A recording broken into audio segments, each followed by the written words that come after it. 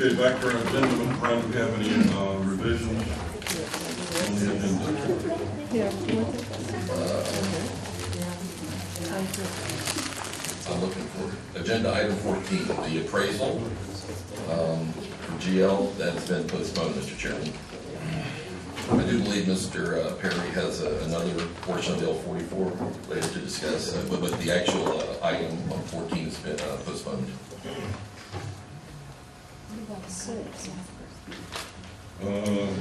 Board members, are there any abstentions or disclosures you'd like to make on any item maybe coming up on the agenda? I just need to ask, is any of that L44 going to be presented today? In reference to GL Homes, no. Yeah, today we'll be talking about the white addition in the north. Any disclosures? No, none seen. General public comments. Do you have any comments? Mr. Chairman, we have numerous public comment cards, but they're on item 10. We do have one for the general public. We have Alice. Alice, would you like to step up to the microphone?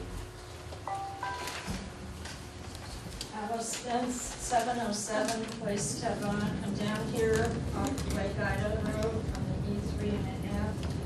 And I'd just like to compliment your employee, or let you know how good Nicole Smith has been to answering my questions and helping out when I had questions about my place on the E3.5.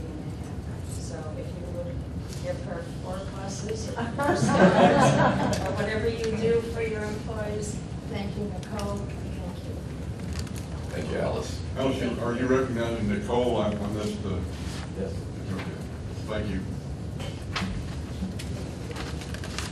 Nicole has a long time, Alice, before she's up for retirement, so you have Nicole for a long time. Okay, we'll move on to the consent agenda. Can I hear a motion to approve? Or Motion to approve consent agenda. Got a motion here, second. Motion second, all in favor? Aye. Opposed? Motion carried unanimously. Next item is number 10, is the L49 Canal Rehab Project. Label Pond Lake. Yes, Mr. Chairman, this is the item that we brought before you last week at our workshop item. So we, for the most part, I'd like to go over that same presentation with you. We've made some minor modifications. Obviously, we have numerous speaker cards today, so my recommendation to the public is Mr. Stroud will give an overview of the project from Lake Worth Drainage District's perspective. And then after that, we'll obviously go through the public comment cards. And if I could ask you, when you do go to the podium, if you could again state your name and your residence, your address. And then I know the mayor's here, as well as Mr. Brown. So we'll also offer if they would like to make any comments after the public. So thank you, Chairman. Tom? Yeah, good morning, Mr. Chairman, governing board. Just want to give you an overview of the work we're doing on the canal rehabilitation for the L49 down in the southern portion of the district in Boca Raton. As you know, we've been working on the canal rehabilitation program for about 3 years now. We brought you the prioritization of those canals that needed work. Y'all done a lot in the way of funding, budget appropriations for equipment and contracts for us to accelerate that. As you recall, we had about 1/4 of the district's canals be identified as needing rehabilitation. And most of the work that was required there was involved in removing exotic and hazardous trees that could blow in the canal and create problem in the winter. And we've been, like I said, working on that for about the past 3 years. These are 2 recent clips from the Palm Beach Post. The one on the left said, did Irma reach Category 4 here?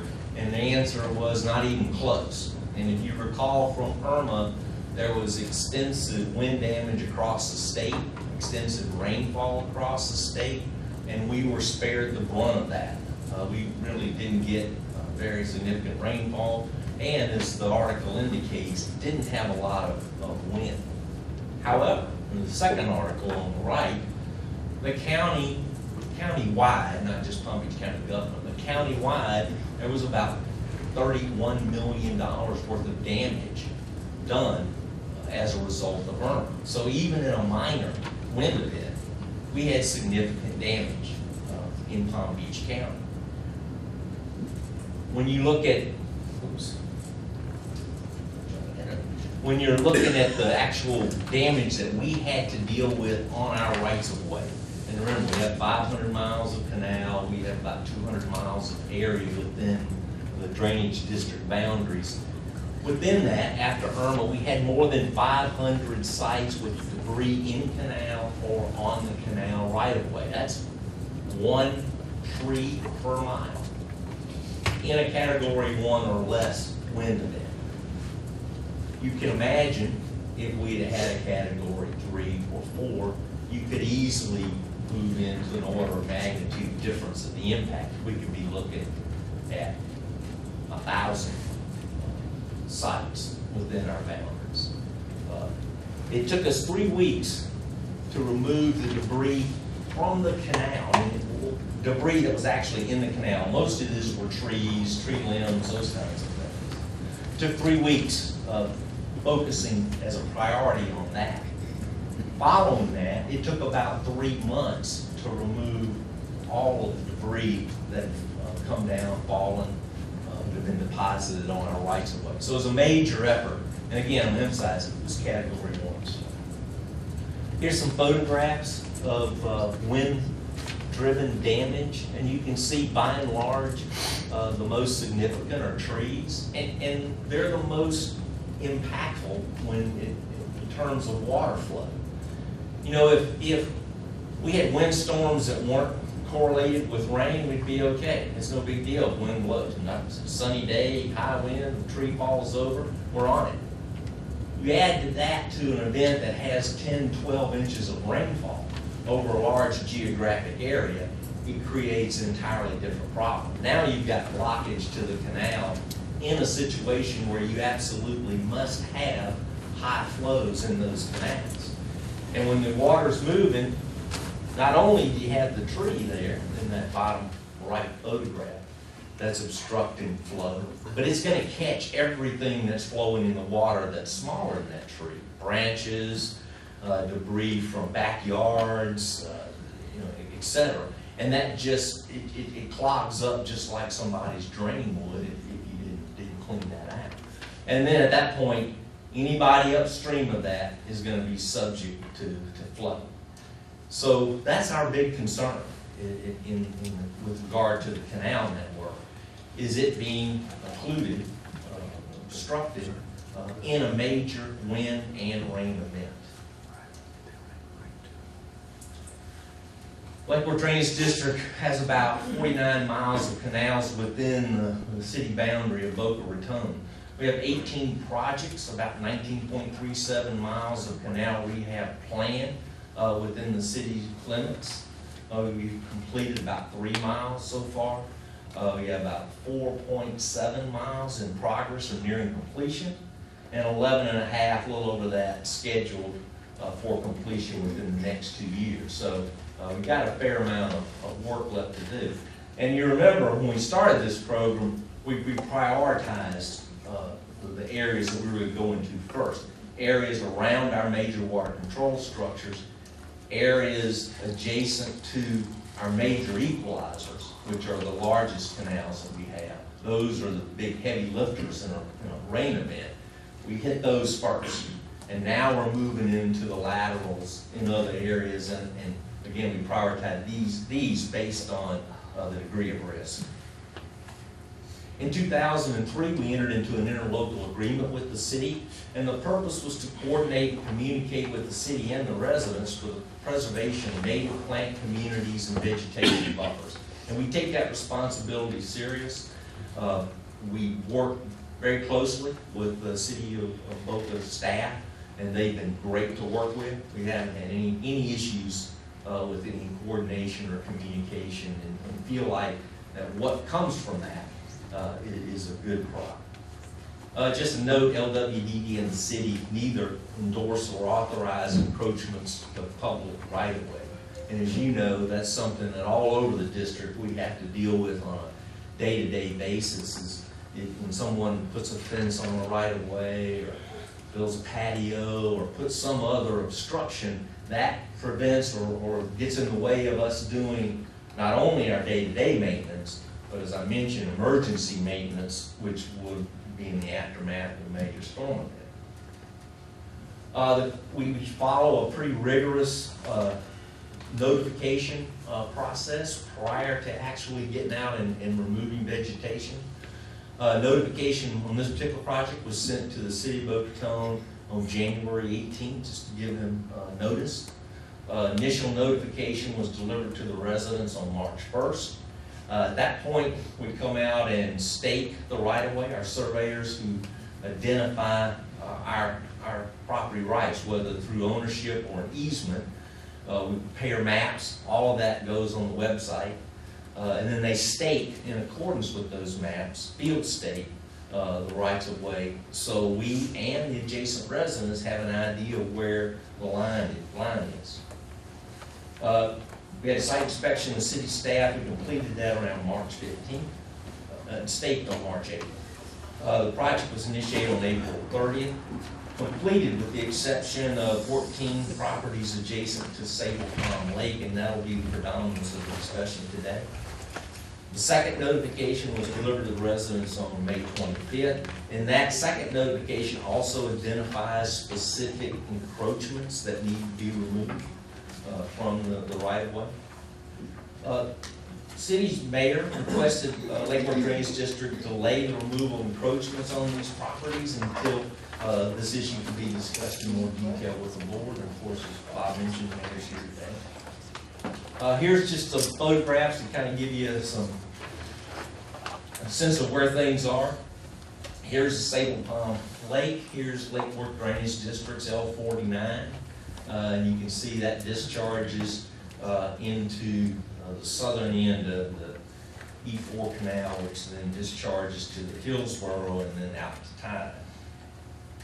There are no intervening water control structures. There are no gated structures on any of these canals, although there are some, there is a culvert that is used to control elevations of water levels back to the west. And then here's a photograph or two of the L49 canal. This is at 15th Street looking east toward I-95, and you can see the clear side, which is sort of the higher maintenance side, but there's really was no maintenance done over here on the low maintenance side, and this is the area we're concerned about with a lot of vegetation or trees that may be leaning over into the canal that could pose a risk in the high wind and rain event. Again, the 15th Street looking east, another view of that. I'm not going to try to show you any detail on this map, but this map is the survey map that our surveyors prepared based on the records that they researched. We prepared this for every project, and again, we put it on the website for the public's use so they can see it and understand it. And if landowners adjacent to our rights of way have other information that they feel is inconsistent with what we've identified or that we're wrong in our assessment, it gives them the opportunity to kind of make that case and provide us any records we have so that we can double check and make sure that what we believe is our right of way is in fact the case. Just to give you a sense of the history, as you all know, Lake Worth Drainage District has been in existence for over 100 years. This is the first document that we found that actually showed the location of the old 49 canal. It's impossible to read. This is literally one of the old blueprints. Lateral 49 here in section 25. This map was, I think, prepared not long after the district was created, but there was some information added in 1920, and that's the only date we can find on this map. So we're crediting this map to have been created somewhere prior to 1920. But you can see it has the the L49 right of way, and it's hard to see here, but this little note indicates the approximate location of the Sable Palm Lake that came about in the 1960s. Here's a 1926 Meisner plat, Locust Square. Again, it identifies the L49 canal right of way, and this is a general indication of where the Sable Palm Lake is located. Here's a 1947 aerial image, again, before the construction of the lake or the subdivision. And you can see here this light line is the Camino Real Road. This darker line here is the L49 Canal. And again, this is the approximate location of the Sable Palm Lake. It was generally constructed in a wetland slough that existed at the time. Now, you know, the lake is in excess of 10 feet deep. This slough is probably on the order of 2 to 3 feet deep, like a wetland flag pond.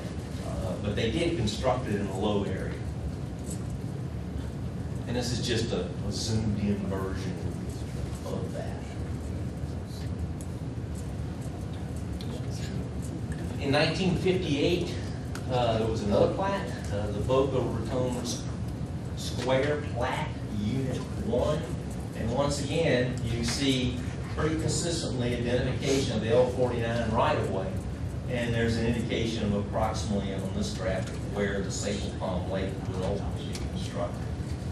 This is the first plat that actually shows the lake.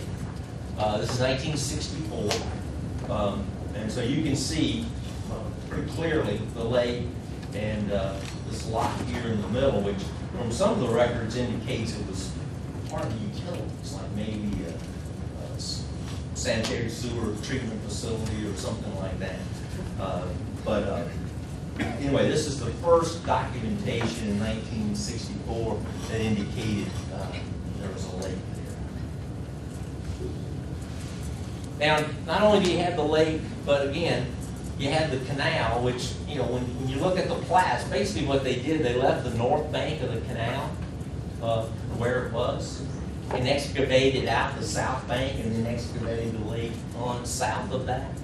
So, you know, water flows from the west to the east to tide, and basically flows through the lake to that point. And so, you know, particularly on the eastern side, it becomes an opportunity for obstruction if there's debris, wind-driven debris that collects in the canal that could cause flooding to the west.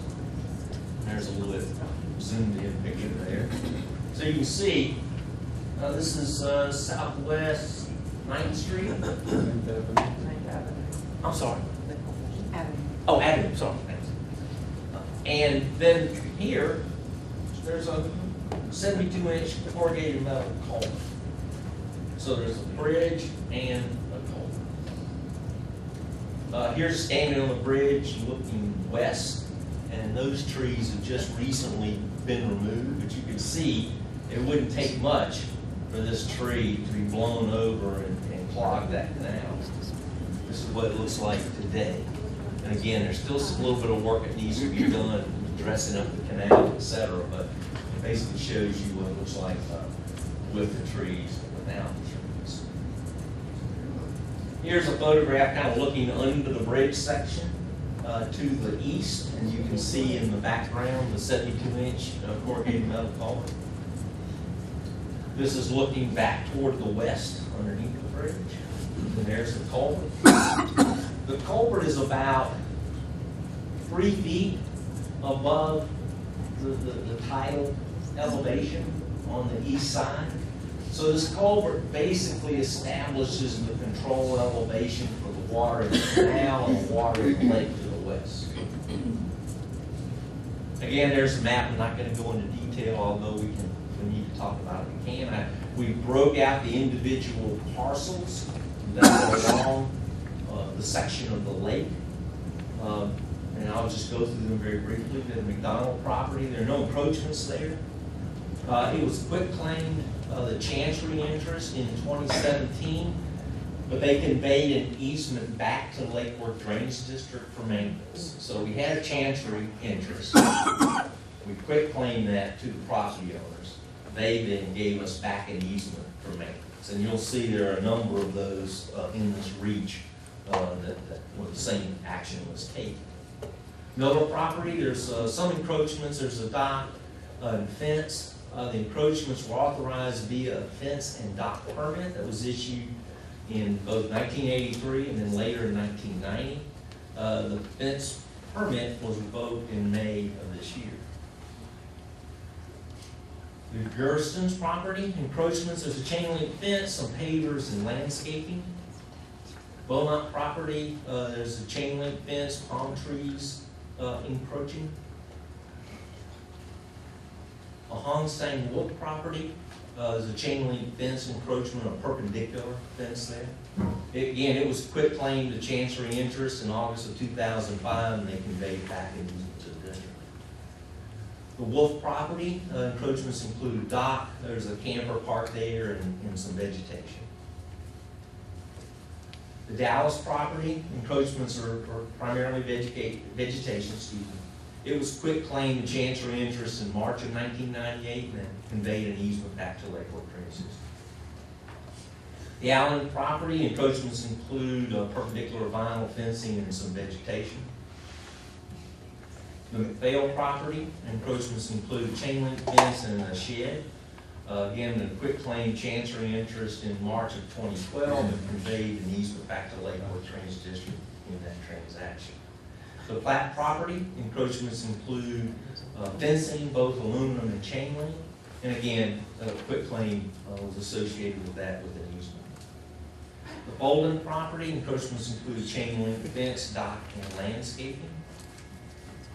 The Baker property, there's a relatively large tree and some other vegetation. It quit claim to chancery interest within lot 11 in March of 1996. The county issued a tax deed on the LWDD chancery for lot 11A in 1997 and conveyed that to Boca in 2004. The Juris property encroachments include chain link fence, railroad ties, decking, and landscaping. The Slate property, encroachments include chain link fence and vegetation. Again, this is an area where we quit claim to chancery interest and received an easement back to the district. Now, Bob, I don't know if you want to go over the options for consideration or. Well, how do you want to do that, Mr. Chairman? Do you want to listen to the adjacent landowners now before we give a proposal on behalf of staff? I think I'd like to hear the proposal from staff and then, Okay, well, we can do that. And you have the other cross-section, right, Tommy, afterwards? Yes. This is basically, all right, this is kind of a follow-up to what we discussed last week at our workshop and trying to resolve some of the issues. As Tommy explained, I'm not gonna say we've been all over the place, but we haven't quit claiming our chancery on all 14 lots. I believe it's 6 of those lots. So what we're proposing to do is to clean up the titles on all 14 of these parcels once and for all. And I know if I was a landowner, I'd like mine cleaned up. So we're proposing to quit claim all of our remaining chancery interest with conveyance of an easement back to the Lake Fork Drainage District from the quarter section. So you can kind of go to that next one, Tommy. So the quarter section is over on the left, so that's the north. So we would quit claim our chancery from on the right side of the lake, edge of the lake, up to the quarter section line. That entire area, now if you go back, Tommy, to the prior slide, and in return, we would request an easement issued back to Lake Worth Drainage District on that area. We'd issue a variance. Obviously, we would recommend to the board to issue a variance for encroachments. I'm well aware of the position as board. We basically say no to encroachments. I think because of the history, I think because there's a lake and not a south shoreline, I think we can think outside the box on this area. So I would recommend to the board that we issue a variance for encroachments. And what we're basically saying is that north, if you go back again, Tommy, we would allow native plant material in the north 10 feet of the north 20, and a total of 40 feet, or if you look at the total area at the top. So native vegetation could be planted for a buffer in the north 10 feet. In the south 10 feet, you could put a perpendicular fence and then a parallel fence at that south 20-foot line right there. There's no vegetation in the south 10 feet. And then the remaining 20 feet toward the lake, unobstructed. That's where we would have clear access if we ever need to drive between 9th and 12th for vehicles. The chances are slim, but we still want to have the ability to drive along there just as we do on the L49 on each end of the lake. Shouldn't it say maximum instead of minimum Where's that? on page 4? Third bullet point. Well, I think in some areas it's actually a little bit more, isn't it, Tommy? I think, and we can talk about that. So, It's not uniform the whole way, but I mean, minimum is broad. we're looking for at least 20 is what we're looking for. Right. And so, to go back, Connie, what I would recommend is that we talked about fees. We're not here to make money. Obviously, the board looks at precedent. I think we can look at the board and say this is an outlier, this is an anomaly. I think we can issue a variance here. What we would do is we would quit claim, and I would propose that we waive all the fees except for the variance request. There's a $500 request of variance, but we waive our quit claim fee of $250. We waive the fee that we normally charge a local government or potentially FPL, a one-time use fees per foot. So I would waive all fees except for the variance application request for a fence and for vegetation in that north 10 of the north 20. So that's our recommendation for the 14 lots. I think there's an opportunity to clean up everyone's title. But that is what we have laid out on the table. We discussed this, I know, with Mr. Peter Breton, who represents some of the adjacent landowners yesterday. And I know he was going to speak with some of his clients, but we have laid this out, and I've also discussed this with Mr. Brown with the city. So we think it's a fair compromise. I know as adjacent landowner, you don't think anything should be done back there, but we think it's fair. We think it's consistent, and it allows the landowners to have a vegetation buffer and a fence for some security in the 40-foot area. Could you go back a couple slides to the fee schedule, make sure that everyone, you went pretty fast in there, excuse me, I'm a little slower than you are. Go back to the one, Tommy. The fee schedule. Yes. So what is it gonna cost A total of $500, and we waive all other fees. all, the annual fee is waived, Yes. everything is waived? Yes. But I feel strongly for the board, because I know the board, variances need to be extreme hardship. I'm not sure we've issued a variance, I think we've done one here. And I think variances really need to be a hardship, they need to be an outlier, they need to be an anomaly, and I think in this case it meets that criteria. And so my recommendation is that each of the landowners submits a variance request for the fence encroachment and potentially vegetation. Are they revocable? Because you took his fence on the, Well, The it's west gonna, side. it's gonna have a condition in there, in the case of emergency, we have to, potentially we would take out something if we need to. I mean, chances are we're not, but it will have that in there, and I wish, Alex, you know, just, when you get up there, you can ask these questions, so let us. Just for a point of clarification, if we are speaking from the audience, you have to be recognized first. Well, I would rather not, and just wait and ask the And so, questions. yeah, just, they're good questions though, and so they need to be Those raised. are great questions, and we appreciate it, but I think to keep control, because I've seen meetings that come out of hand, I'd like you to come to the podium at your time, and bring those subjects up, because I think they're all good. I have a question about, what are you gonna do with the people that's already quit claim that already have those rules applied to them?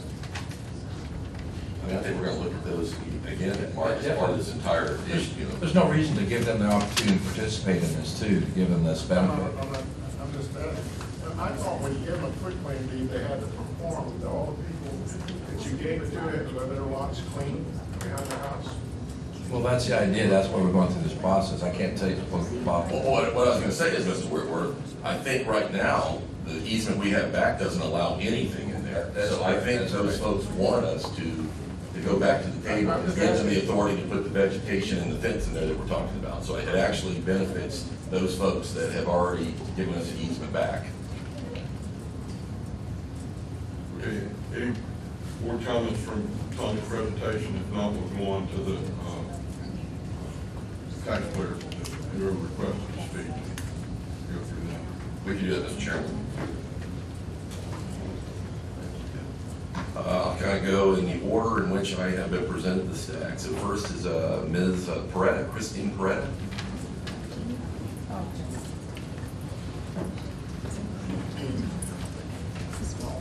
Good morning. My name is Christine Peretta. I'm the president of Tree Ecological Services, 987 Southwest 7th Street, Boca Raton, 33486. I've lived in this neighborhood in the city of Boca for over 30 years now. I've lived in this neighborhood for 20 years. A few things that I would like to ask for in working with some of the other residents in this location on Southwest 7th Street is we would like to be provided a written statement of work by the district so that we know exactly what type of equipment will be used. I've been involved in a meeting with some of your staff, one of the other residents here, and the size of the equipment changed dramatically within the meeting, within an hour. So some of these locations now that you're attempting to, possibly pull back where the work will be accomplished. Some of this may not be as important, but there is not going to be any seismic monitoring in place to protect these homeowners and their structures.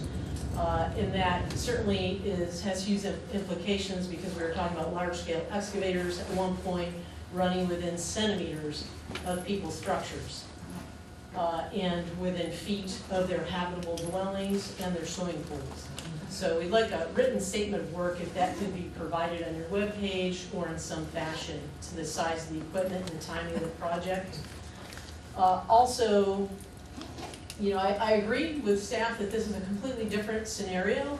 This is not a typical canal of what lay people or even people in my profession would deem to be a canal.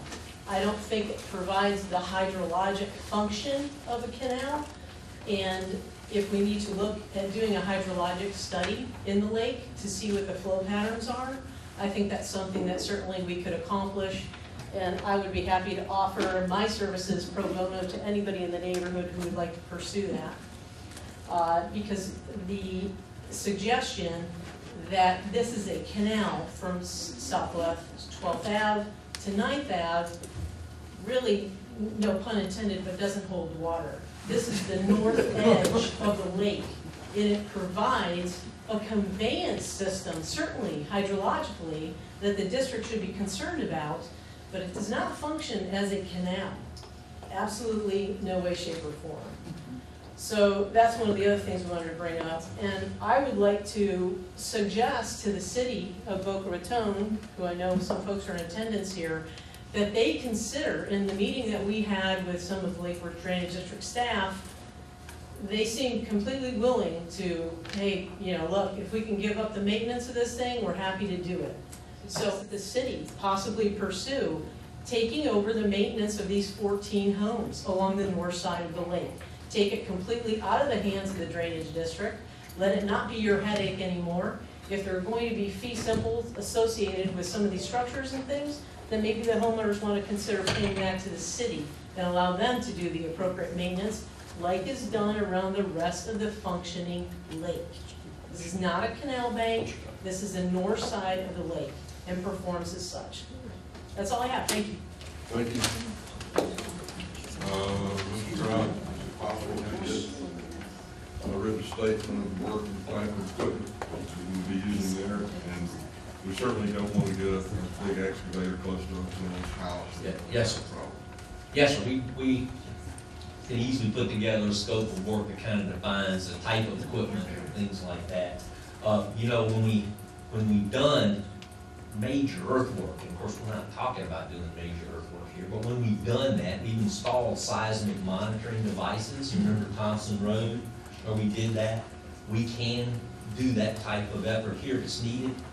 And I agree with the public comment that that we will have equipment out there, and there could be vibrations, so maybe something to look at. But as I mentioned back on the scope, we're not looking at doing major excavations or filling or compaction or any of that. But I don't think it's out of realm of possibility that we may want to do some monitoring just to be But sure. it could be done. Yes, sir, can be done. Is this expensive, Tony, to monitor? No, I mean, really, Do the it. monitoring. Do it, then you don't have a problem. Somebody else does. I think that we need to monitor. Okay, and we'll put a scope together. Okay, next, Ms. Slate, Linda Slate. Ms. Slate.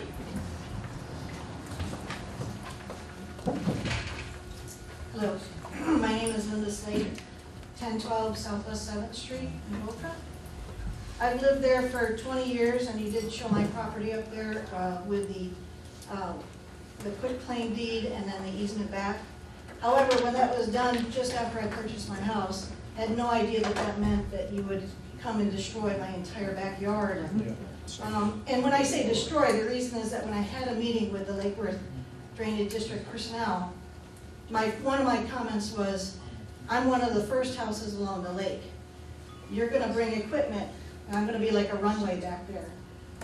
So you're gonna destroy any grass, sprinkler systems, and I was told I didn't even have to maintain that area because that was your easement.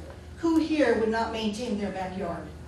And after it's destroyed by equipment running back and forth, I was told it would be up to me to redo anything that was out of place. Sprinkler systems, pipes, moving my fence, any of those expenses would be mine, and mine alone. So that's one of my first points. Another is, having lived there for 20 years on the lake, I have seen Lake Worth District come in and do projects of the canal clearing. The canal is to the east of me to 9th Avenue, that's where my property is. I've even spoken to Lake Worth District people when they were doing that, as standing there and they were stopping at the property or property one over from me. They actually came all the way up to my property. In that time, they were doing canal maintenance.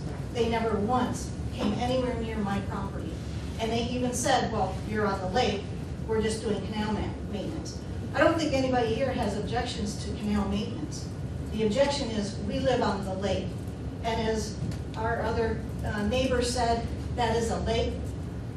There's all kinds of studies that can be done to show that that is not a canal.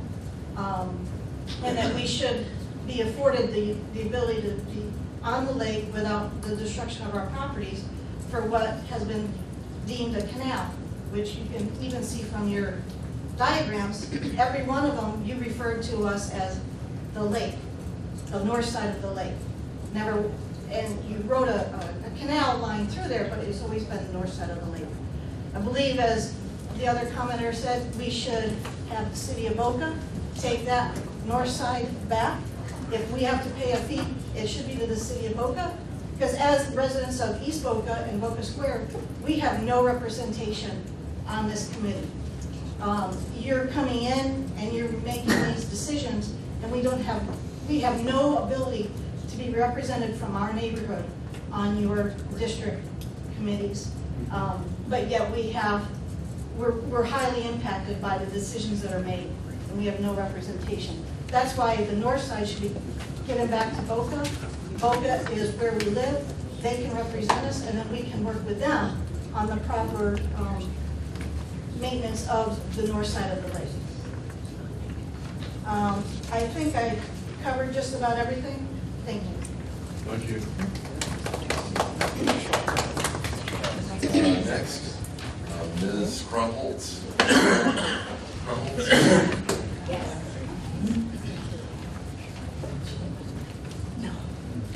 Karen Crumholtz. I live at 900 Southwest 11th Court in Boca Raton, and I want to say thank you for the work that you do. For the past 48 years, I've lived on Sable Palm Lake. We have not had any water level flow or flooding issues. The residential lake in the middle of an established neighborhood has always offered lake-like amenities. We have beautiful views, wildlife, docks, kayaking, canoeing, fishing, and plenty of other family activities. It's definitely a way of life. The canal restoration program will severely impact homeowner lifestyle and their quiet enjoyment. It will deeply decrease property values for the surrounding neighborhood as well as those homes impacted. It will create an eyesore on the lake of power poles and banks. It will cause erosion issues. It will destroy wildlife habitats that have been undisturbed for 60 years. The habitat on the south side, the habitat on the north side of the lake supports great blue and white herons, night herons, many varieties of ducks, geese, hawks, bass, turtles, and the occasional otter and alligator. It is upsetting and arbitrary to treat this lakefront neighborhood with the same methods used for a drainage ditch on the side of a highway. And this would all happen because just in case we might have the storm of a century, and just in case some debris gets caught up in the last 400 feet of that canal, when you actually already have clear access on 9th Avenue just to go in and remove any debris that might gather there. The residents are open to improving the natural habitat, not decimating it. This lake is large. If the vegetation buffers of grass, landscape, and cattails are removed, when the wind and waves pick up, there is nothing to stop the land from sliding into the lake, particularly on the north side. These yards do not need to be mowed, sprayed, or cleaned up after storms by the Lake Worth Drainage District because they're backyards. They're maintained by the people who love and care for them. Many of you on the board are very large landowners, but try to imagine yourself as someone who is barely able to afford a small home on a lot that is 80 by 110 feet. And after years of raising your family, improving your yard, and enjoying your lakefront and planning for retirement, you receive a letter that says you don't actually own your backyard. This is a very sad situation, especially the way some of the properties were taken over. This next part's going to sound a little like a prayer, mostly because I think that it is. Please understand that exceptions exist, and Sable Palm is one of them. It is truly a unique situation in your canal system. Please allow the residents on the lake to preserve their quality of life and property values by not upsetting the lake environment that currently exists. It is just 1,000 feet of your 500 miles. Please keep our beautiful lakefront intact with all its property enhancements and vegetation buffers, because it is large enough, deep enough, and wide enough not to alter the flow of water. Please allow the wildlife to continue to thrive. Please reconsider. Just because you can do something doesn't make it right. Thank you.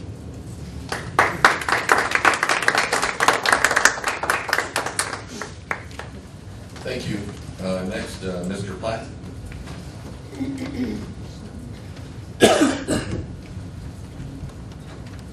Alex Platt, 1068 Southwest 7th Street. I just want to let you know that I do stand with my neighbors and hope that we do not go forward with this project. But if you were to go through with your proposal, I'd like to go back to my questions on that slide to go over what the minimum of the 20 feet would be, and also if the variances that you were to go through with would be revocable, just like you did to, forget his name, but took his fence about in May this year. I think Tony Mr. was Miller, saying- sorry. I think some of the lots have more than 40 feet. Did you go to the east? Isn't that correct? Yes. I think that's the issue, Alex. It's not, I mean, all we're looking at is for 40 feet. In here it looks like 20. No, it's 20 and 20. We want 20 unobstructed, but then the other 20 is still an easement granted to us. But we're obviously authorizing the landowners to do certain things in the north 20 feet of the 40. And just to try to make clarification, the reason we put approximately 20 feet is because that line on the far right goes to the edge of the water. Which meanders. And it meanders. So what we're saying is we wanted a minimum of 20 feet, but we recognize that it meanders a few feet out. That's going to change from lot to lot. So I think that's the reason for the wording of the minimum. And our plan is to make it more uniform, in those little areas where it meanders, we'll make it somewhat scraped and fill in those areas. So And stabilize it. So your plan is to be able to drive a truck, correct? From the Potentially. 20 feet from the lake shore. Only within the 20. So why would it say minimum? Because I believe if you're gonna make this proposal to us, we should have a better idea of what minimum is. Because if you put minimum, could mean you take the whole 40 back and just drive a truck right through it like you were originally planning to do. If it's a significant enough issue, we could go in and survey the current edge of water and be specific to each Yeah, we'll lot. do that. Again, this is a proposal, I get you want Right. tight language in here, I get I it. mean, minimum is very broad. You know, if you're sitting in my backyard and you come, 30 feet, it's a big difference. Yeah, we can But locate But the. we will know where the quarter section line is. We will know that on We line. know where that is. We know where that line is. Right. Right, but I also think the language should be tighter. And a second question was about the variance. You took Bill Miller's fence. Let's say we ended up having to get pushed into this proposal that you're going to go through with. What says that after, 2 weeks or a week even, you just decide to take our fences, revoke the variance, and go 40 feet like you were originally planning to do? Well, I mean, we did revoke Mr. Miller's permit. That was before we had this entire issue, looked at it much closer. And you gotta remember, Mr. Miller's fence went all the way to the lake edge. So that was really the main reason why we did that, was because we wanted that unobstructed access. But there will be a condition in the permit that it potentially will have to be taken out. I wouldn't call it, revocation, but we might have to take it out at a future date, temporarily. Bob, no matter where the quarter section line is, 40 foot's 40 foot. And what you plan on doing is probably filling if you're short. What we're saying is, yes, some areas at 20, we're on the right 20, some places we don't actually have 20. Yeah, it's short, so we'll make sure that. I'm missing it somewhere. You're gonna bring fill in there if you need to make it right, right? Gain. To gain, you're not gonna run across the water. I mean, to me, I don't have a problem, Tommy, taking out the word minimum. We want 20 feet. Make it We might have to maximum. make it 20 feet in some places. It might be 18. Okay.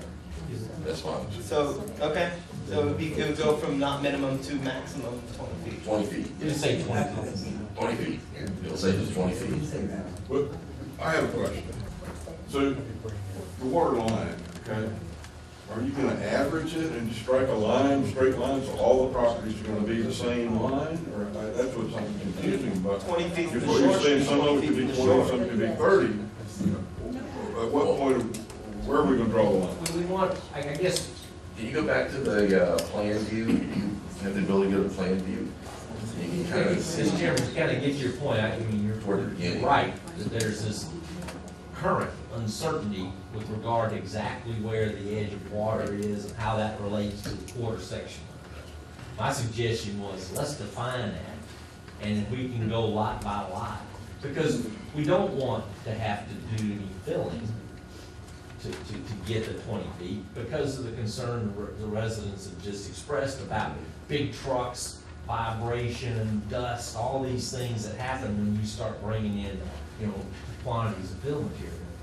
So we could work it out so that we get the minimum that we need, 20 feet, in that eastern section of the easement, without filling. I mean, that would be the preference. If we need to, we can do a little bit. We might have to do some minor filling on the east end. But just minor where is it the becomes- operative word. Right, well, it goes from being, clearly a canal to the lake. And I'm not in favor of the proposal. I'm just want to know that if you decide to just move forward, I would like to know what the clear language would be, so. I'm done here. Thank you. Thank you. Mr. Juris?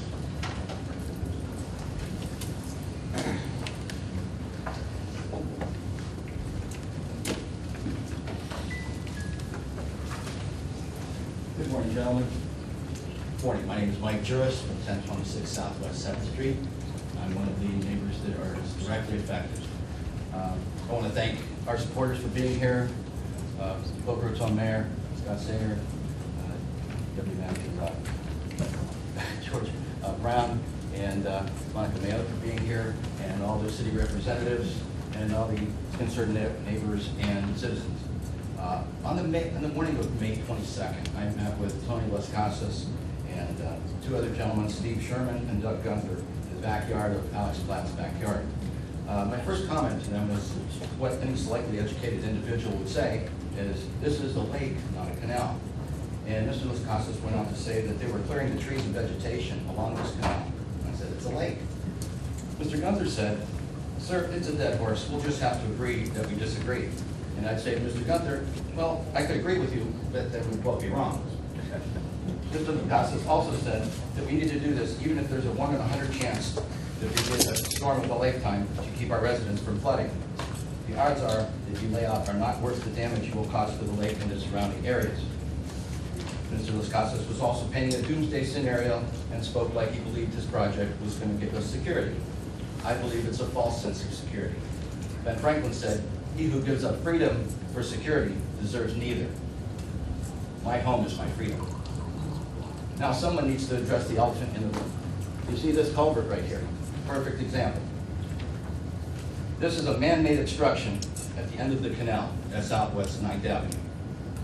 You altered the waterway, right? You did the worst possible way by taking an approximate 22-foot wide opening and pushing water through a 6-foot tube. Let's call it a straw.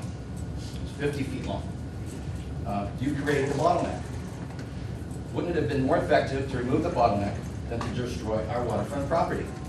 Acknowledge that you made a mistake and acknowledge it. It's hard to take you seriously. It was a bad idea from the get-go. You created a bottleneck, a real, tangible, permanent bottleneck into the natural flow of water. In December of 1962, the residents petitioned Lake Worth Drainage District to keep it as a bridge in lieu of the tube, and they lost. So tell me again why the bottleneck at Southwest 9th Avenue is my problem upstream.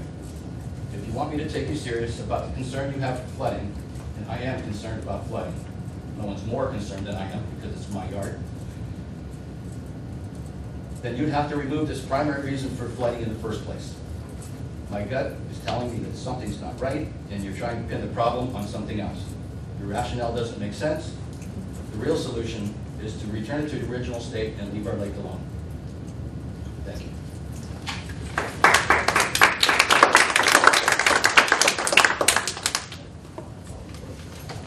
Ms. Juris, did you want to speak? You had I have a couple of visuals. okay.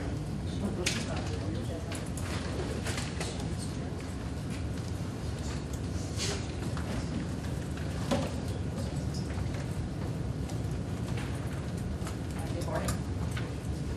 My name is Jane Juris, and I live in 1026 Southwest 7th Street. And I am one of those residents whose lots has been directly affected.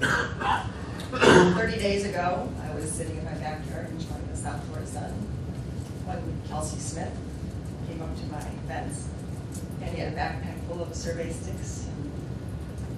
And I said, what are you doing in my yard? He says, well, we're here for the next part of our project. I said, well, why are you here? I said, we're not on a canal, we're on a lake.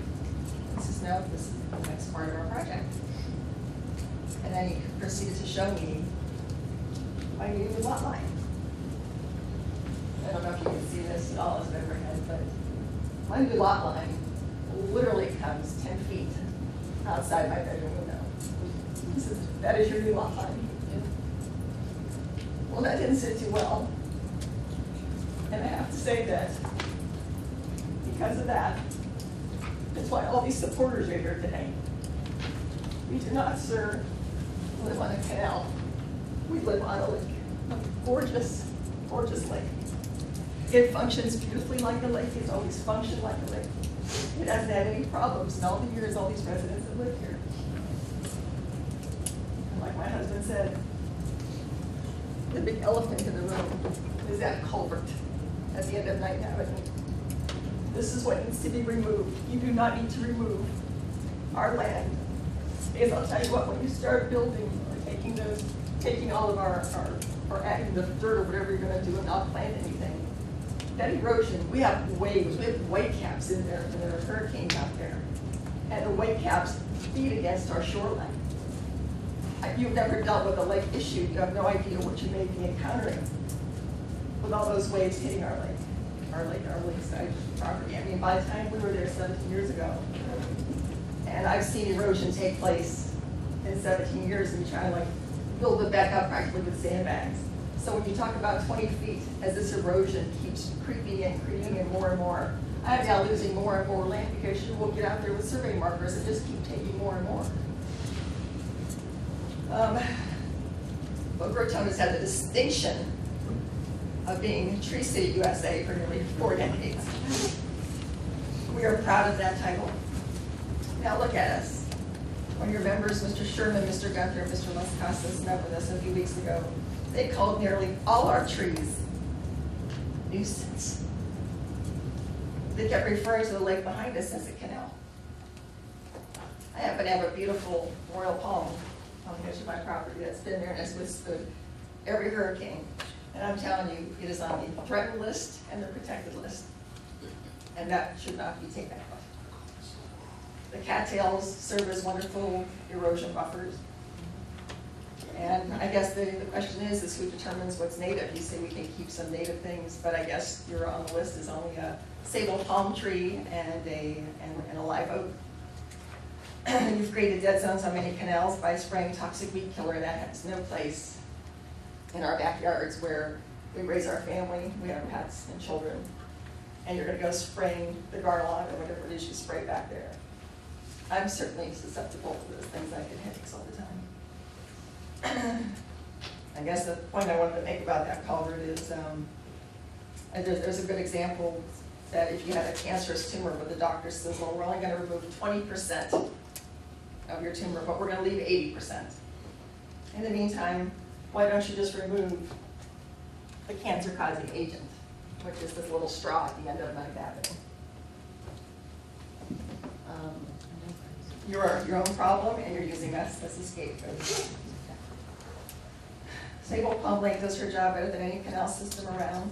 Please leave her intact. That's why we moved there. Now let's get something clear again. We are more concerned about our backyard flooding than you will ever be. And any sane and logical person would recognize that that once-in-a-lifetime flooding event will be because of your bottleneck at the end of Southwest 9th Avenue and on any branch that falls in the lake from our yards. Thank you.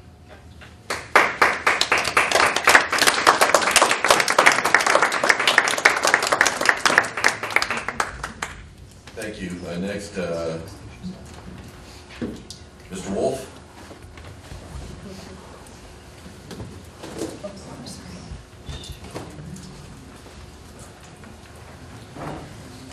Good afternoon, gentlemen. I'm Jim Wolf. I live at 1106 Southwest 7th Street. It's right in the middle of the North Shore of Sable Palm Lake. I've lived there for 40 years.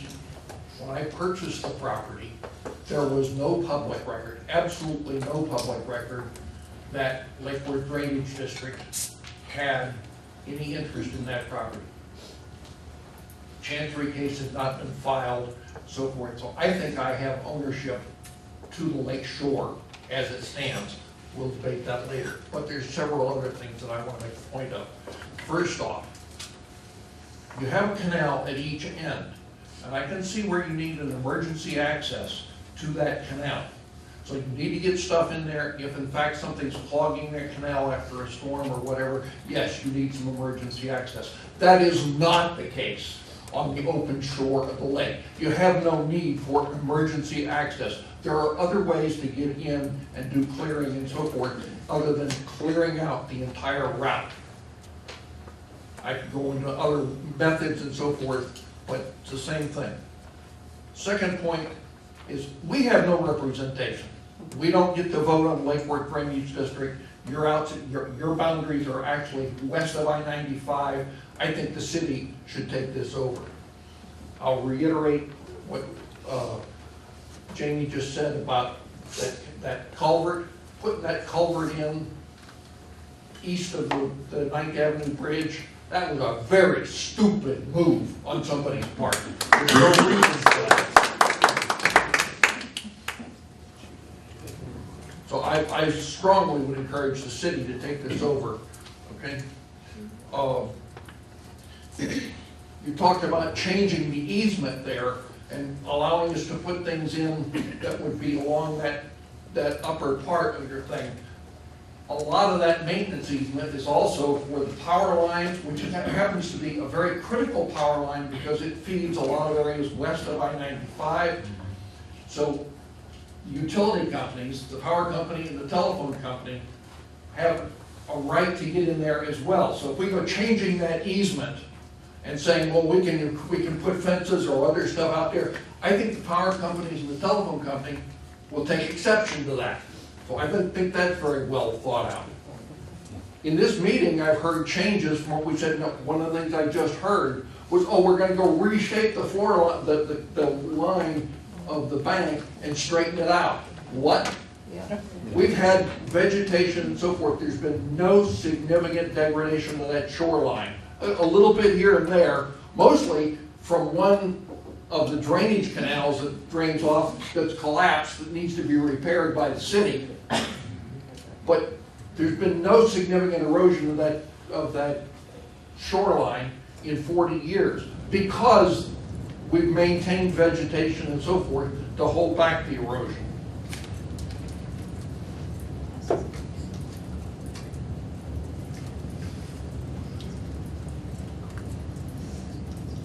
That's all I've got. I'm sorry, I feel very emotional about this, and I will, do everything I can to stand in the way of what you planned.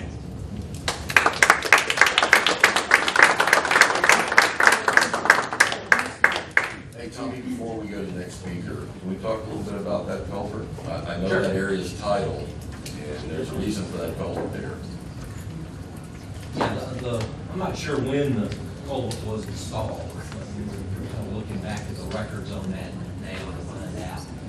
It is the maximum size that the district has typically installed over the years, 72-inch corrugated iron. But the reason it exists is to maintain a control elevation for the canal and the lake to the west.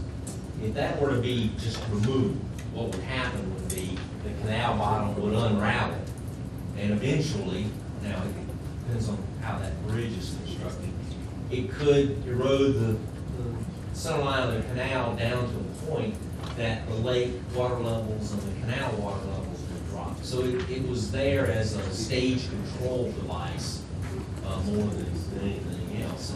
And I'll agree with the property owners that it's a concern for us. I mean, obviously, if there were to be wind-driven debris that would get in the canal, the lake, that water's gonna move to the east, and it's gonna head to that culvert.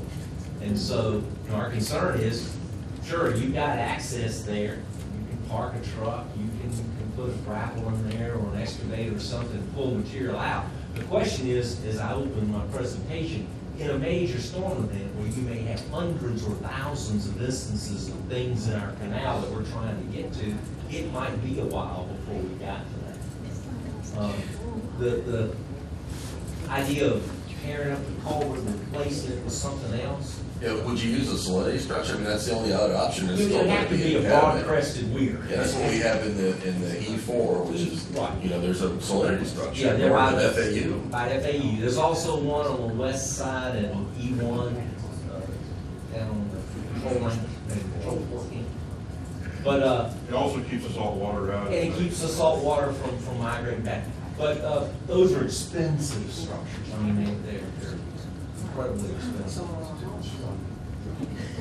So I think our position is that, a culvert's a culvert, but I don't know what else we would put in that area to prevent the salinity. How about before the culvert was installed, there was a concrete weir there that kept the water level maintained where it is. That culvert was put in to kept at the same level that the lake has been at for the entire 40 years that I've been there. It didn't all of a sudden go up because we put that culvert in. There was a blockage there, concrete blockage that kept that in place before that culvert was put in. Well, I'm not sure which is the worst of the two. I mean, the culvert is definitely a maintenance issue, but having a fixed structure I is mean, still a it- maintenance issue. It's still a maintenance issue. A broad crested weir, they're a little easier to manage large flow events. It would seem to me that that would be a preferable option, but I don't know why they tore out a weir and replaced it with a culvert. I can't address that. Do we know who did that? No, from that, well, it was Lakewood Drainage District. Certainly, I don't But know. it's not much different than the L50. I mean, the L50, which is south of here, the actual, the east end of that canal is a culvert that goes to tidal area through a lot that leaves under the city's ownership. I mean, it's very similar there, and that culvert's in a failing condition, and we need to replace it, so it's similar. Pardon? No. Would it be for a crossing? That's the bridge. The bridge is. Yeah, in this particular instance, I think believe it's so. I strictly think- tidal. It's I think the- just a tidal issue. I think what Mr. Wilk said is probably what happened is that somebody determined that broad crested weir had some problems. State of disrepair or, yeah. And they replaced it with the 70-foot culvert. There's no need for a crossing because you've got the road right there adjacent to the bridge. Okay, Mr. McPhail?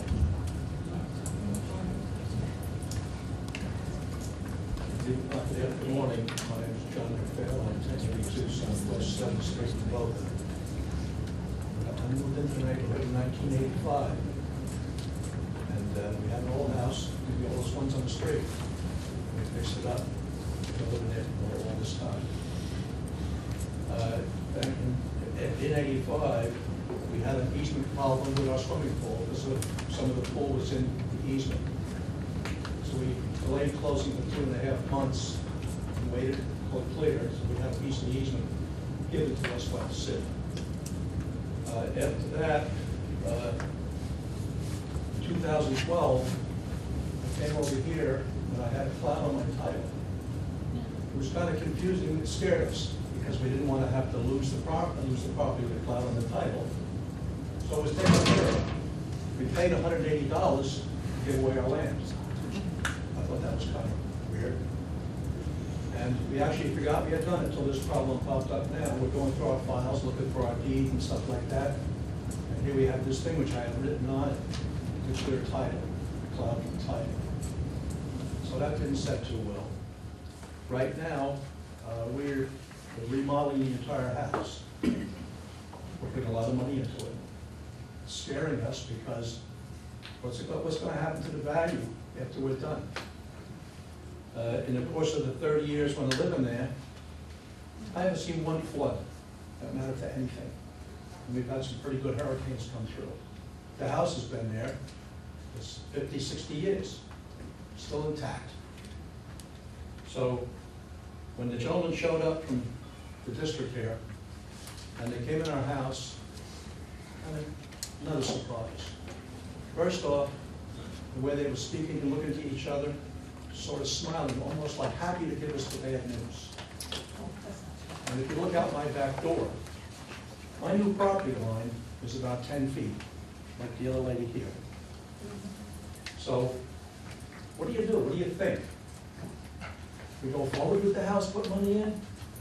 We're halfway. This kind of stuff scares you when you're 75 years old, because it's a big nut.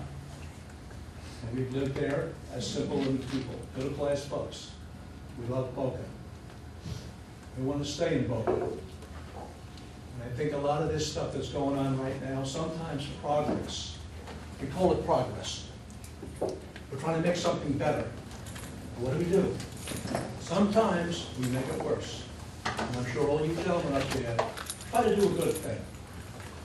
You want to do good. Most of us do. But sometimes we get on the wrong track. We don't know how to stop. But we need to stop on this project. There's nothing wrong with clearing canals. Most people would be glad about that. But I bought this home because it was late. Mr. Platt did the same thing. Mr. Platt put a lot of money in his house, and I'm sure he's proud of it. He should be. Went out really good. I'm trying to do the same thing. I'm trying to copy. And I'm not so sure I want to. Got to really think about it more now. but I think everybody there, you guys got the power. Some of us are fighting to make that wrong right. And I don't hold anything against anybody, because I'm sure you're really trying to do the right thing. But gentlemen, think about it really good, because we love our lake. I raised my daughter on that lake, taught her a lot of things about the water, and this is really wrong. Think about it. Put yourself in our places. You be the homeowner on 7th Street, on the lake, and see everything that you've done disappear, because we gotta get a truck down there. I was there when the flood knocked every pole in our backyard down. Watched the trucks come from North Carolina with cranes and put the poles right back. And in no time, we were looking good. Spending a lot of money on this project. Bend it in the right spot. Don't take our homes and change it all around. When I look out my back window and see my property line 10 feet from me, that's a big difference than what I bought the house for. I was proud I had lakefront property. Somehow or other, I don't feel I have that now.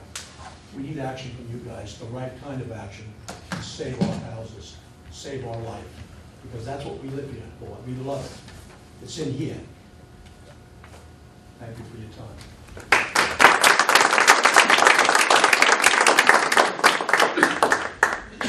Tony, in response to Mr. McPhail, it appears to me that the fence is very much, or very close to the alignment that we would be asking for in our compromise. It is. So Mr. McPhail, your fence, that's the line we're talking about. If your fence ties in to Mr. Platt's, that's where we're talking about. You would be okay, other than removing exotic vegetation. That's where we want the fences with our proposal to the board. Well, the line I was referring to was by my shed, and that was supposed to be my new. Well, that's a different issue. The shed is encroaching in that north 10 feet, I believe, of what we're asking. So that's a different issue, but as far as taking away your backyard, we wouldn't be taking away your backyard. We would allow that fence pretty much in that location. Because that shed was there, just so you know, that shed was there when I bought the home. Yeah. So, Okay, I just wanted to make that point. thank you. And thank you. Oh, excuse me, one other question, if I could ask it. Yes, sir. If you could give the microphone. At this point, I'm kind of confused at my property line. Is it taking my pool back to the condition it was originally when I fought for the easement and have it changed? Because that meant if somebody come in there and do a repair and push the wall of the pool in, I was on the hook to fix it, because I was in that easement. That was not my problem. I bought the house. They had to fix that. Now that this has changed, I'm not sure, standing in front of this mic right now, whether or not that is a problem all over again. I see what you're saying. Part of your pool deck is in that north tip? The 10 feet? Yeah, part of it goes right to the edge of the water of the pool and the deck. And because at the time,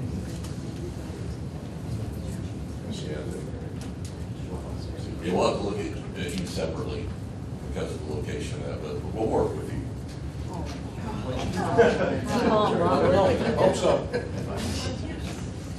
Thank you. Ms. Spence? Mr. Guilford, would you like to say something? I believe he's referring to the utility easement as an encroachment. Yeah, that's it. So it would be, so his deck is not part of that north 10 feet that we had used as our proposal? Excuse me, Doug Gunther, inspector for the project. I believe that the area that he's referring to is the utility easement within the plat, the Boca Raton Square Unit 3. Is that outside our 40 foot? It is. Okay, well, so that's not an issue. Okay. Ms. Spence? Yes, Susan Spence. I reside at 1030 Southwest First Street in Boca Raton. I'm along the L48 canal, which is just north of the Sable Lake area. I have lived there for 40 years, and I would like to know how many of you on the board up there have visited this area or have visited Boca to see what ravage to the vegetation you are causing. On the way here this morning, I came west on Palmetto Park Road, and there's a subdivision behind the old fire station. I think it's called Palmetto Terrace or Palmetto Park. And to see what you have done, it's just east of I-95, is absolutely deplorable. I just can't believe. I understand the need for controlled flooding. I lost a sister in Hurricane Harvey. I just can't believe that you can be so blind that you don't care about aesthetics or safety or security. And first of all, in the 40 years I've lived there, I started with a gentleman here by the name of Dwight Wardlow. I don't know whether any of you are around long enough to know him. I got absolutely no help then. I've gotten no help except to be accused as a tree lover, and don't be surprised if you come home someday and all your vegetation is gone. Now, how is that working with the residents of an area? I have lived on this L48 canal, and yes, I do have vegetation. And yes, I do have trees, because you have a whole section along Southwest 2nd Street that you put in. You refuse to let anybody plant anything. You wouldn't put grass in. It's a sand, weed-infested mess. And I wasn't going to purchase my property and look at that. So I did put up a hedge. I did put up trees. Now you're coming in after 40 years, when I'm with the same gentleman, when we're thinking of retiring, and coming in and saying, we're going to take all this down. Now, there was some agreement or some proposal to leave the native species, slash pine, live oak, pond apple. But now you want to put a roadway all the way along the north side of the canal, all the way around through Lake Martha, over to Royal Palm Road. Why do you need a roadway when you have a perfectly blank canvas along Southwest 2nd Street to maintain? We have all, I have a tree, and I will admit, my tree is growing right over the canal. I have asked for that tree to be trimmed. No one has ever been out there. You have dug that canal one time in the 40 years I've lived there. You came in, you built a ramp along Southwest 2nd Street to come in and get rid of the water hyacinth. That was the only time it was ever used. It's all overgrown. Why would somebody who is living in a property want to look like they're out in the back 40? Boca is the city of trees. And I think everyone along our street and Southwest 10th Drive, Southwest 1st Street and Southwest 10th Drive, have maintained their properties. I just think you need to look at this from more than just go in and bulldoze. I can't tell you how upset I was this morning on the way here to see that, what you've done along Palmetto Park Road and along Glades Road. I know nobody likes Australian pine trees, but I've had this conversation with Nora from the city, who has been more than helpful, that there are certain things that you want to get rid of, but are we going to get rid of everything green just because it's not a native species? And by the way, I think there's a larger list of native species than just those 3 trees. That's right. I really do. But I think you have to look at each situation is different. How can you just come in and go willy-nilly and take everything down? I would like to see each one of you go down through Boca and look at these residences and see what you've done. And look and see what the people have done to maintain. I have maintained, when I first moved in there, when we first moved in there, there was a wide enough spot that you could go along the back and trim the hedge. That hasn't been there for 5 years. There's erosion. You've never, whenever you call anybody, they never want to do anything about it, except chastise you for having trees and hedges and vegetation. I find it deplorable. I think you need to get up off your chairs and go down there and take a look.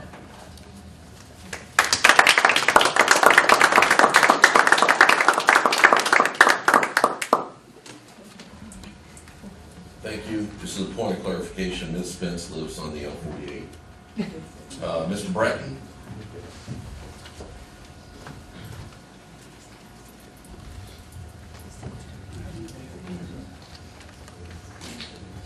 Good morning, members of the board.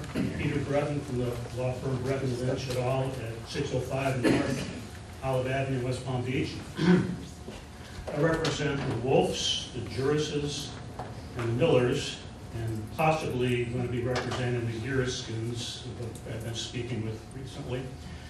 I'm going to get to the compromise that's been put up there, but first I'd like to add to Tommy's presentation and set the table and get a few points into the record that maybe haven't been made clearly yet. This is a problem that is totally unique to these lots along the North Lake Shore. Many, if not most, of these lot owners were totally unaware of the district's canal right-of-way. And it's not just an easement that you were claiming here, but you're claiming outright fee ownership of that canal right-of-way. They had no idea until they received your letter, your notification letter, earlier this year, that the district was claiming that this easement, this right-of-way even existed. All of my clients had deeds to their A lots, which are platted lots, platted right down to the water line of the lake. They've been paying taxes all these years on their A lots with no exception, reduction, or anything for Lake Worth Drainage District's claimed canal. In fact, since they're not even in the district, there's nothing on the tax bill where you taxed or assessed them, so there's nothing in the tax bill that would ever put them on notice that you were claiming the canal right-of-way across their property. At least 4 owners I've seen have title insurance policies ensuring that they own the A lots in fee simple, with no exception whatsoever for any rights of the Lake Worth Drainage District, easements, canals, or the Chancery case. How can this happen? Well, there was a lack of adequate notice is how it happened. The district never recorded its 1915 Chancery case in the public records until 1990. So anyone purchasing before 1990 was not on any kind of constructive notice of the district's rights. The recorded copy, which is 400 some odd pages long, is such a poor quality, it's virtually impossible reading it to figure out if your property is impacted or not. Tommy showed a 1920 blueprint that showed section 25 and showed a canal right-of-way running down the center quarter section line. That's not been recorded. It was not recorded. If it had been recorded years ago, maybe none of this would be happening right now, but it wasn't. Then in 1964, the plat of unit number 12 of Boca Raton Square was recorded. The city approved it, and it created A lots all around the perimeter of Sable Palm Lake, running from, in this case, from the quarter section line down to the edge of the water of the lake. And that's all the way around the boundary of the lake. And they were sold to purchasers. Nothing on that plat indicates that there is any LWDD canal, any kind of canal across these 14 lots. Finally, nobody's standing on the shore physically looking at the lot, the A lots, looking at the lake, would have any visual cue that this is a canal right-of-way claimed by Lake Worth Drainage District. So, the proof of the inadequate notice is that 4 different title insurance companies issued policies with no exceptions for Lake Worth Canal right-of-way. They ensured that each of these people were getting fee simple title to their A lots. 2 of these were before 1990 when you recorded your Chancery case, 2 were after. This just doesn't happen when there's adequate notice in the public records. So clearly was not sufficient notice that even professional title examiners missed this and issued policies for hundreds of thousands of dollars, and these people are all victims of that inadequate notice. Let's talk about the need. You've heard a lot already about there's no need for this. We question the need for clearing these lots and the urgency for doing so. The district has not maintained this shoreline for at least 40 years. Look up and confirm that with my clients who've been there since 1978. The trees they're concerned about on the shoreline have survived numerous hurricanes and tropical storms. And they're still standing. They're not about to suddenly start falling over en masse the next hurricane that we get. There's also, as you see on the overall map, there's several thousand feet of shoreline around the total perimeter of the lake, which is not in your jurisdiction and which you apparently, I was told you don't have any right to clear anyway. We only form a small percentage of that overall perimeter, and all of those properties are at least as likely, if at all, to be contributing fallen trees and debris and everything.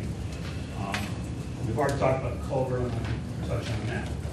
So let's turn to the compromise or settlement proposal, however you want to characterize it. The settlement or compromise, and I'm speaking just for my clients at this point, I only heard about this yesterday when we met with staff and your attorney. And we agreed, my clients agreed, it has a lot of potential. They are receptive to the concept. Not every detail of it, but conceptually, they're interested in pursuing it. But like any settlement, the exact terms and the details, devils in the details, the exact details need to be worked out and negotiated.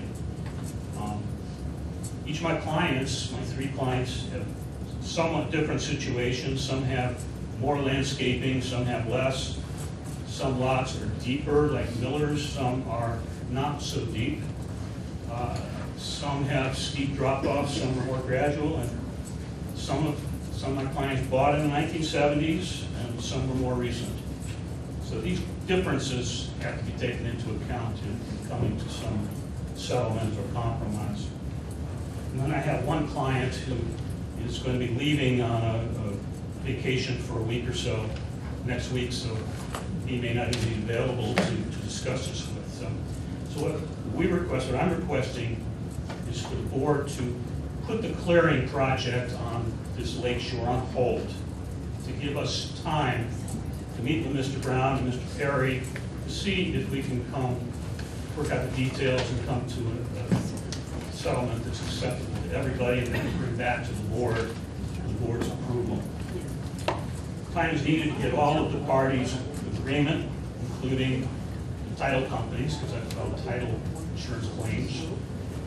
And but this could take a couple of weeks, but we'll work as quickly as possible. In the meantime, since it is early in the hurricane season, it seems, my personal opinion anyway, it's unlikely that these few lots will impact the canal if we take a couple of weeks to work this out. In speaking with staff yesterday, they pointed out that one of their biggest concerns was a large ficus tree on Miller's lot, which is close to the outlet coming from the west into the lake. Mr. Miller has authorized me to tell you that the district, in good faith gesture here, the district can come right away anytime and remove that particular tree. I think that was the one that maybe causes the biggest concern of possibly constricting the water flow. And with that, I will thank you very much. Thank you, sir.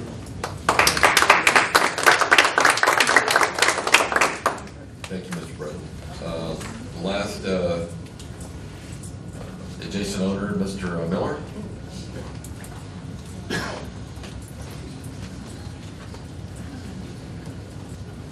Good morning, William Miller. I go by Bill. 1150 Southwest 7th Street. Good morning to you all. You saw me last month. I made number of comments last month, you have them on record, concerning fencing and why it's actually a good thing for homeowners, and apparently there's problems with opening and closing gates. So we've gotten through, I guess, most of that discussion. I congratulate the Drainage District, by the way, on bringing together our neighborhood. You have never seen it get along so well. Sometimes for the first time. It's really heartwarming, and I found I've got a great bunch of neighbors. Absolutely. Yeah, we've got two issues here. One's the legal thing, and I've taken just enough law classes in school to realize I didn't want to get into that business. And so Mr. Breton and Mr. Perry, I guess, are going to work out that whole situation. Concerning the objectives of the district, though, water flow, yes, we're with you on that. And to help Mr. Stroud on that culvert of 9th Avenue, east of 9th Avenue, the east end of that culvert enters or abuts closely to a cutout in a sea level canal wall, the west end of the sea level canal. And that's actually in Camino Gardens, and that might be under the jurisdiction of either the Corps of Engineers or perhaps the City of Boca. I'm not sure whose jurisdiction that is. But in any event, that was the thing that controlled the lake level for many years. It was a cement wall with a big cutout in it, and that was your control level until the culvert came in. If you've got a culvert, by the way, on the L50, even though the L50 is a smaller canal, you might also want to revisit that situation and see if removing that culvert and canaling that or channelizing that might help on your water flow, because we don't want to flood our neighbors to the west. As Mr. Breton pointed out, yes, my big old ficus tree, we love it dearly, gives great shade, and it's got to go because it is one of those high-risk, low probability, but high-risk kinds of things. If it falls in, it's going to block the L59 to the west. And please be careful with my neighbor, Mr. McDonald's property when you're in there working on that tree, because he would prefer his backyard not be torn up, if at all possible, to avoid that with heavy equipment. Let's see, where else are we? Okay. The other issue that I have concern about is what's your phase 2? After you clear the nasty vegetation, what's next? If it's nothing, and if someone said nothing, then that's cool. If you've got some other plan, we'd sure like to know up front what the total plan is, so we can accommodate it or make use of it. That is, make accommodations for whatever it is. In my particular case, my dock's there. I was told by Mr. Gunther it's okay, it's sunsetted in. It's properly rip-wrapped per the permitting requirements. And if that's going to get turned up, I'd like to know about it now rather than a year or 6 months or 3 months down the road. So I think that covers it. Any questions to me? Otherwise, thank you very much for your time. Chief, Mr. Miller? Yes, sir. Tommy, would you please respond to what's next? I mean, there's no secret agenda behind anything. It's all. Nothing, and this is true for the whole program. We kind of take a two-phase approach to this. One is we want to get the trees that could be a problem in a wind event out of the equation, and that's the first phase, and that's what we're going through. And we are going to take Mr. Miller up on that offer. Yeah, we appreciate that That's very fine. much. It's the right thing to do. The second letter that we send, we try to explicitly inform the people based on the survey line, based on the groundwork we did to prepare the maps, that there are specific encumbrances that might be located on our property. Fences, patios, could be ornamental trees, etc. And we tell them that, you know, those shouldn't be there, and we give them a time frame in which they can remove those encumbrances. If they don't, then the only recourse left is for the district at its cost to remove the encumbrances. That would be the only phase two in this particular area I can think of. We talked about if we needed to do some shaping of the edge of water so that we could get a minimum of 20 feet, we might do that. That would be part of the phase two effort as well. Thank you. Thank you, Mr. Miller. Thank you. Very good. Mr. Alderman, I think one of the things that he might be alluding to is, say, 5 years from now, our intent to work gearing up to maintain these right-of-ways, whereas before we didn't. These little gators and stuff, we're going in and spraying the small invasives, keep it, like we go in there and cut all the hollies down. Now we're going back and got a large-scale program going, trying to control it, so we don't have to do this anymore. That's good and as appropriate, and you've heard the comments from many of the residents, and you've heard my concerns concerning trespassers and unauthorized personnel, and we need to have that properly addressed. I haven't seen anything yet on that. So understood, and we'll cooperate the best we can. And just to reiterate what we stated last month, is, we did agree to place gates in both 9th and 12th. We're going to put one of our gates there, which at least will prevent any vehicular traffic in there. Yes, they have been there. So we're going to put new gates in that are beefed up. And with the proper signage, so we get the proper cooperation from law enforcement. Yes, sir. Thank you, sir. That completes the... Can I say something else? I've already been up, but can I say something else? Yes, ma'am, I'll give you a minute or so.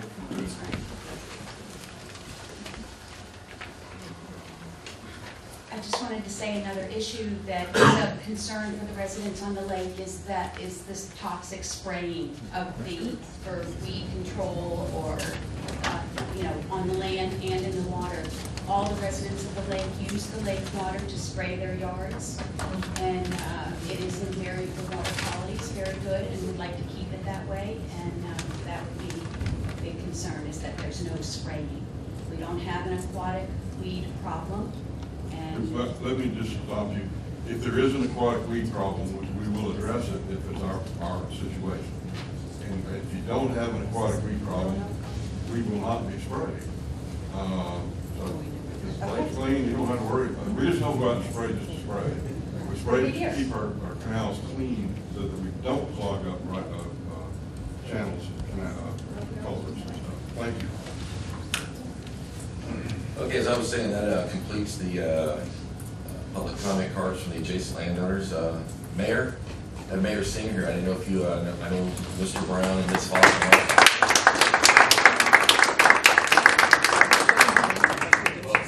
Thank you. I had to leave the city more often. It's nice to get a round of applause. But the round of applause really goes for you gentlemen. Thank you, Mr. President, supervisors, Mr. Brown. I appreciate personally, and I'm sure a lot of people in our city do, the great painstaking time and effort you've taken to just deal with the concerns of a few neighbors. You have an entire large district with many property owners, many interests, and the fact that you're taking so much time to listen carefully to everyone here, I think means a great deal. I personally appreciate all the presentations of every resident here, Mr. Breton, because they've informed me in a way that no one person could do. And I think you've heard some unique concerns, and that's why I appreciate your taking the time to hear them. As you've heard, this really is a lake. It has been a lake for some time, and with that brings special consideration. The fact that you've been, hasn't been clearing for many, many decades brings special consideration. They've highlighted all of these individual points relating to title, access, and I appreciate your efforts to take those into consideration. And I really just wanted to say thank you.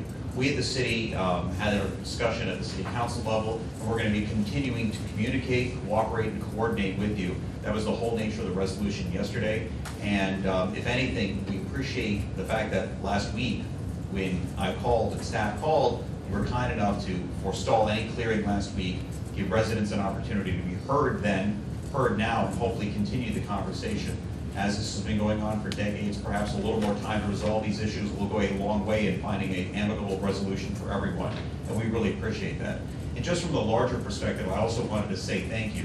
As Mr. Brown pointed out, you've already cleared 3 miles of vegetation along our canals in our city, with 4 more in the near future happening. We don't get many complaints, and even when we do, as I've relayed to Mr. Brown, he has offered to come and address our neighborhoods and our HOAs about the project. We are here at the city to continue to coordinate and communicate your issues to our residents so that everyone is more aware, and perhaps that we can avoid future concerns like this or mitigate them. And again, I appreciate your efforts to really hear the residents, listen to what they're saying, and take that into consideration. We stand here to work with you, and hopefully that we'll find an amicable resolution. So thank you, gentlemen, all for your considerable time. We appreciate it.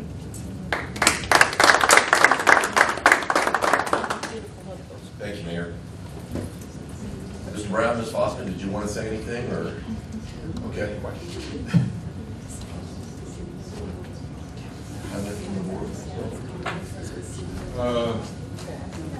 have a question. If I could. You have something to say, ma'am? I just had a quick question. Is the city of Boca Raton then, I'm sorry. Please speak to the microphone.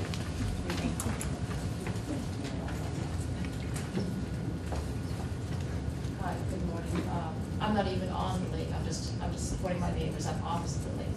But I did have they were talking quite a bit about maybe the city of Boca Raton was going to take over these individual properties. So my question is, because the mayor was just up here speaking, is there any consideration of taking over those properties, those individual properties on the lake, by the city of Boca Raton? Or what's your stance? Is it really saying? The shorter answer is, I think we just heard this request, so that wasn't on our radar screen. Okay.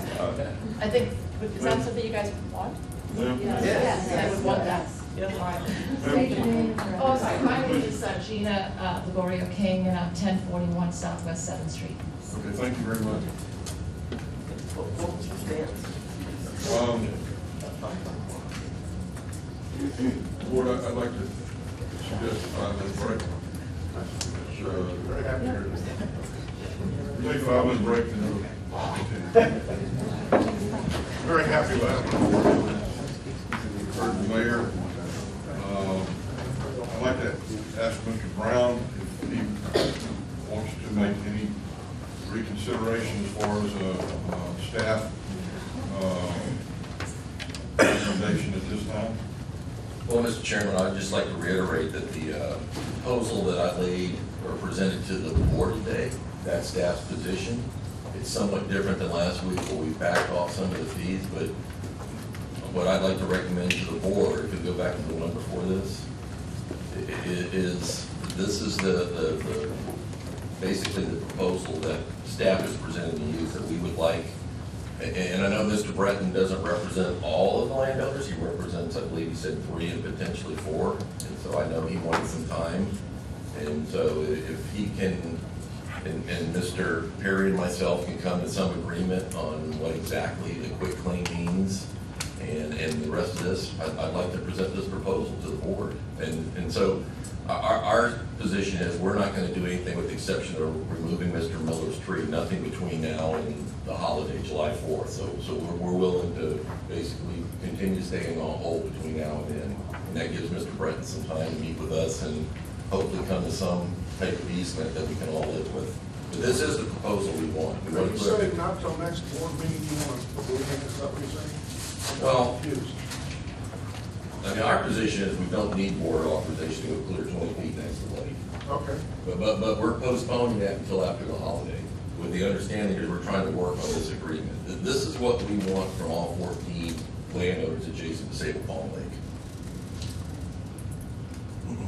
And with the understanding is they would come back in the future, whether it's next month or the following month, and request a variance for a fence at that location on the drawing that's after this consideration. So are you wanting to table this until next month? Is that? I think so. Well, for clarification, is that, Mr. Brown, you're asking through after the 4th, which is a Wednesday, so we're going to do it, you'll be able to commence the clearing on the 5th, or are you waiting to wait till after the board meeting? I think I'll wait up to the board meeting in Okay. July. Okay. It gives us an opportunity to meet with Mr. Breton and the various landowners and come back to the board. And we'll give you another update at the July board. So you need a table for, I'm not sure we really need any action today, but I did want you to know what we were thinking about the variance, because I know that's means a lot to this board, because we haven't issued many variances. So in this case, if the residents go along with this, we would want, you know, the board to approve the variance for fences in the future, because that's a big deal for many landowners to have the security. Because right now, many of these fences are perpendicular. So here, they would be able to go 10 feet into that north 20. They'd be able to go 10 feet perpendicular and then do a parallel fence. I'm sorry, 20, they need to go to the south end of the 20, they could put vegetation in the north end of the north 20. Go back, when you get to this cross section, you have to look, it gets confusing. So you need a variance to do anything in that north 20. What we're saying is on the right side, the LWDD access, nothing is going to be authorized in the future there, but we will allow fences and then vegetation in the north part of that north 20. But that would need a variance. I think that is, staff will be utilizing the proposal as an outline. As Mr. Platt pointed out, there's some things that we might need to clean up a little bit. How we're going to deal with the lake line, how we're going to deal with that 20-foot minimum, maximum. Those are things that need to be cleaned up to get to the final presentation to the property owners and also the board. But I think as far as a format, I think what's being suggested is a fair format for the situation.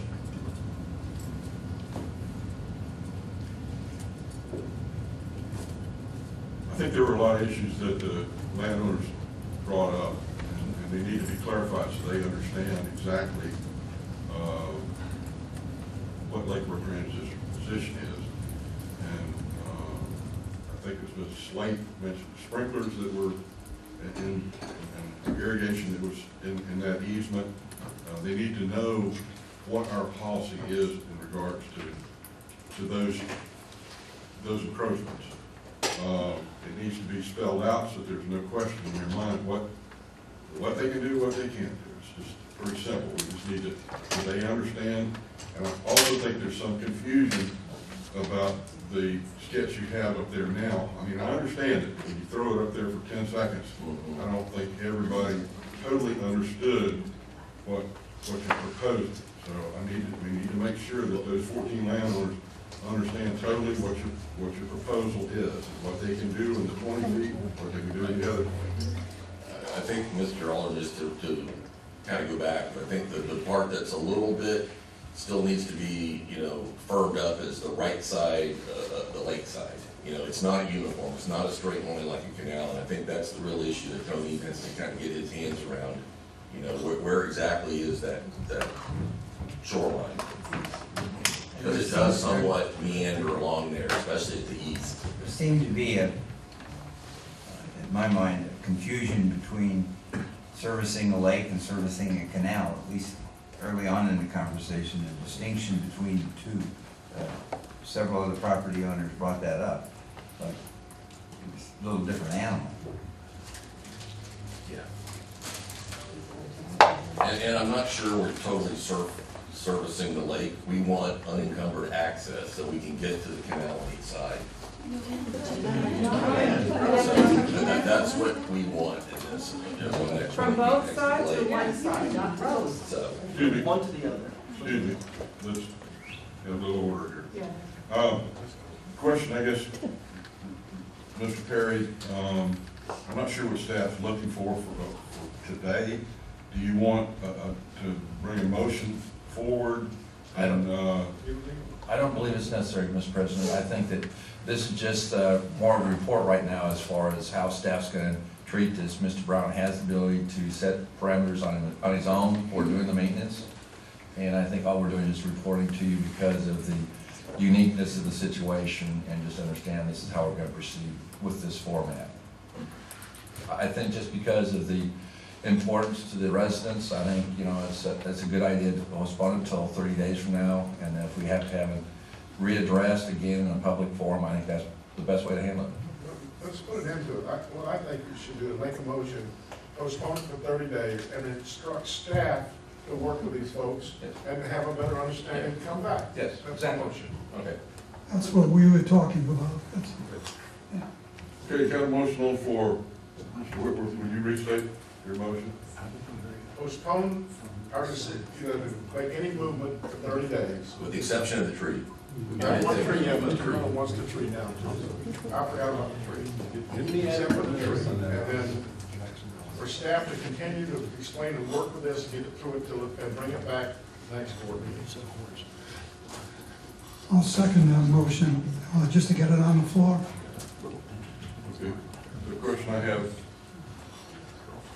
what does bring it back mean? Bring back a proposal to be voted on by this board, or staff in control of it from here out? Well, I think. Staff is going to be in control of my motion.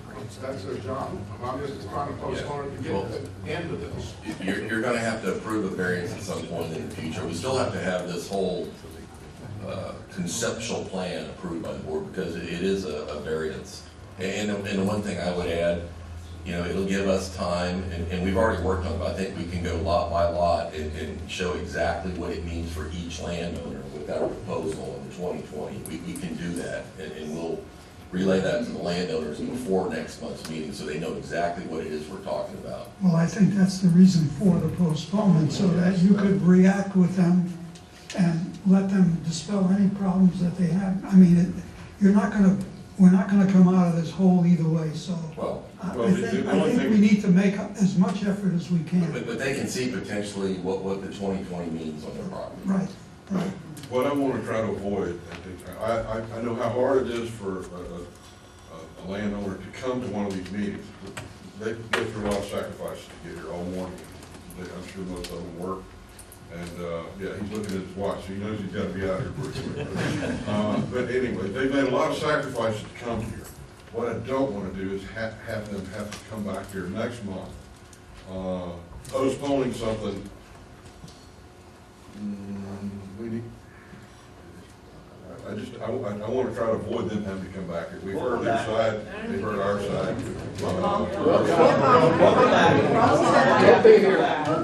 Do you have to come back? Yes. Yes. How you feel? I thought you worked like I did. Okay, I got a motion and a second. I call the question. Yes, sir. All in favor? Aye. All opposed? Opposed. All opposed? No opposed. No, I'm in favor. Motion carries. On 30 days. Come back with more details. Well, And we are going to meet each landowner individual. We'll meet between now and I think the idea of it is to have staff work with you people and representatives, however it works out, to explain, to try to give you more understanding, and for us to do the same. So are they coming to a vote in 30 days, or is it another meeting?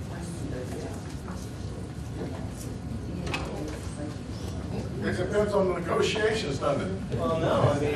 Mr. Platt, if I may, a suggestion, this will be a scheduled item next month. However, if it's all resolved, it won't be necessary for you to attend. Okay, so if it's been worked out with each property owner, everybody's happy, then there's no reason to attend. That's what. Our next board meeting is scheduled for July 11th, which is a Wednesday, 8:30. Okay.